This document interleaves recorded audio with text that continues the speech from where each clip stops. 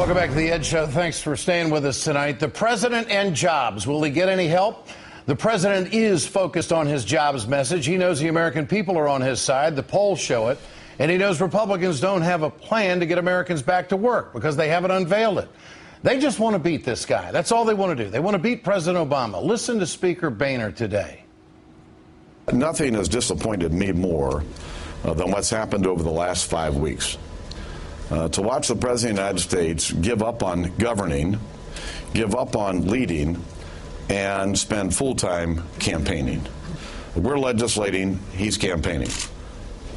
It's very disappointing. Really? Where's the legislation, Mr. Speaker?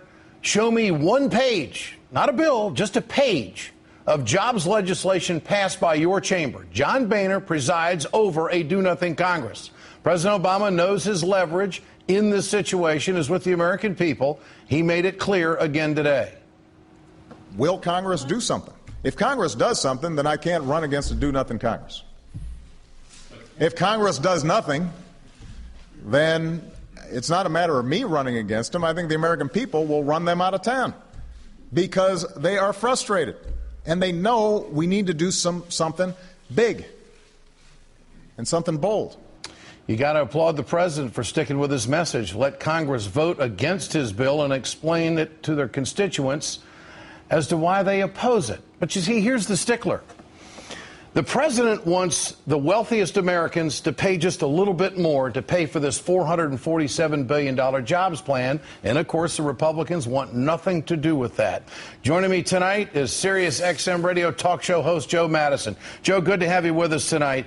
Thank you. This strategy that the president had today at his press conference, telling the senators, look, if you don't vote for it, you got to go home and explain it. He seems to be more aggressive. What do you make of it? Oh, I think he is more aggressive, and I totally disagree with Boehner. I know for a fact that the president is not campaigning. What he's doing is what he said he would do. He's taking the message to the people.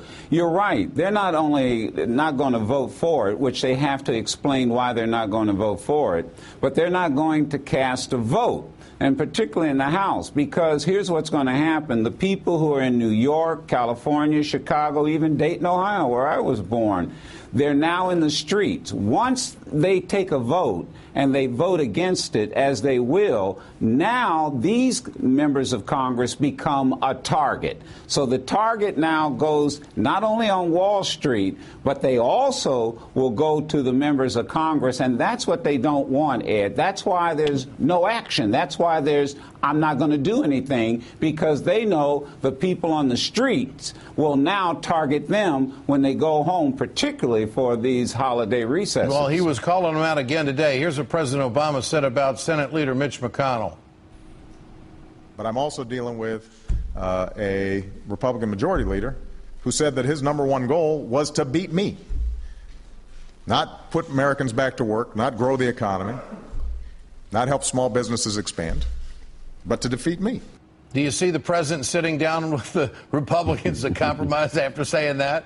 Well, no. And you know what? I think he learned something really happened with the debt ceiling debate. I think this president finally realized these folks just don't like me. No, that's right. And they're putting me through something that they've never put any president of the United States through. What I heard him say is, Ed, what you said on your TV and radio show, what I've said every day on my Sirius XM show, what others have said, it's as if he finally has heard us and said, okay, you're right. And I'm so pleased, because now we cannot say he's not taking the fight. This is a very competitive man.